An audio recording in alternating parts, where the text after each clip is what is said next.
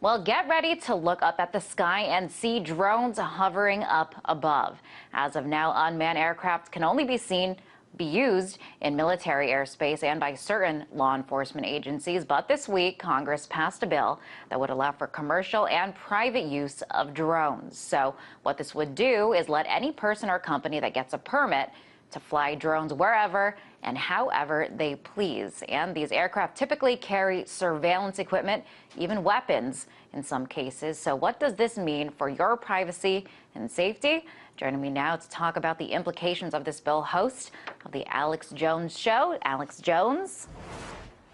Hi, Alex. So this bill just passed by Congress would open up our skies for almost anyone to fly drones. What does this mean for the average citizen's privacy?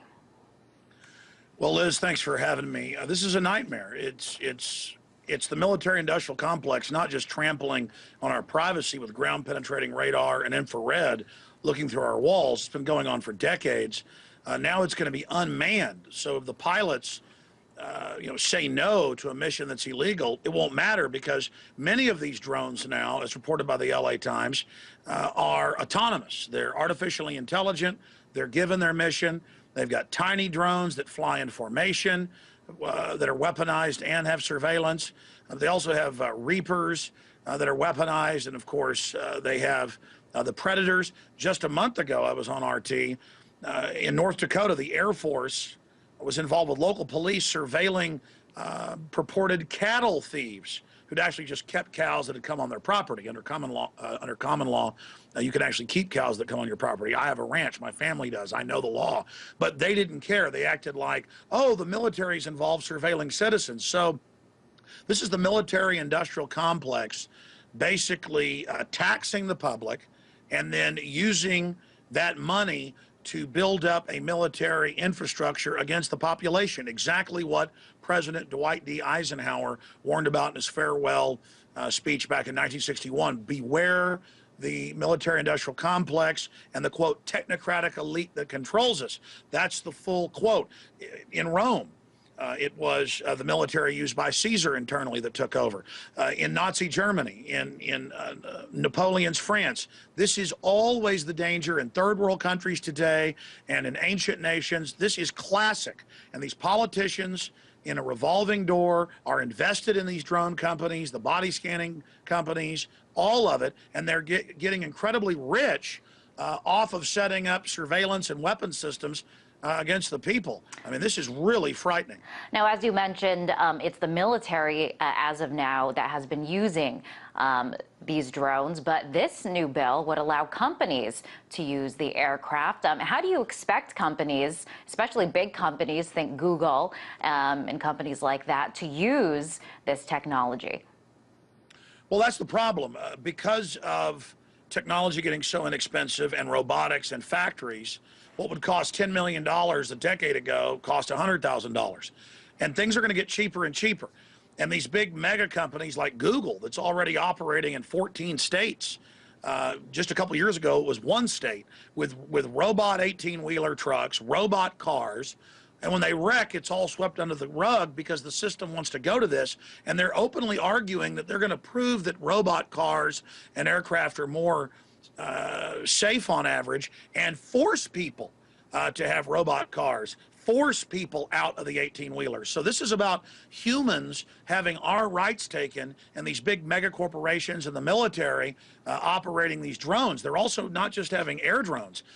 The Pentagon said in 2000 that by 2012, they wanted half the Air Force to be drone and half of the Army's air assets to be drone, as well as the Navy. Now they're saying by 2020, 90+% will be drone, and half the ground force will be combat robot. And again, this is where an 18-wheeler pulls up. I've seen the company show it. Pulls up in front of your house.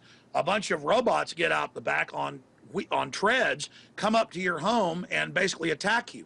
This is what taxpayers in America are paying for, is a literal Terminator type scenario. But Skynet doesn't work for artificially intelligent, master computer. It works for the corrupt global elite who, again, are making money out of building weapon systems and using them against us. It is incredible. Look, I've had family who's in the military for years who've told me about how they fly around on anti-drug missions using the U.S. Army. And now that's all admitted here domestically. So this is just the robots knocking down the door, and it's completely unconstitutional.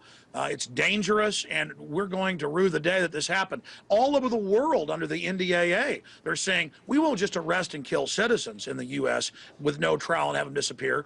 Drones will kill people in any country in the world. So it's a global declaration of war against the entire planet. And again, it's not America doing it. It's the big mega banks that openly are conquering Europe through fraud and Ponzi schemes and derivatives, that have conquered the United States and own the military-industrial complex. No one is standing in their way. No one, they're trying to start wars in Syria. They've already given al-Qaeda control of Libya. They're getting ready for war with Iran. They've got drones all over the planet, 70,000 of them. I mean, this is literally like Attack of the Clones or something out of a Star Wars movie. Wow. I mean, this is out of control. This certainly sounds very scary, what you're suggesting here. Also want to talk about the safety concerns of this bill. Drones, they can carry weapons, as we mentioned earlier, and also the safety of having these things fly around in our airspace. I mean, technology is not fail-proof. The possibility of drones crashing into houses and other planes. I mean, this seems to pose several safety concerns.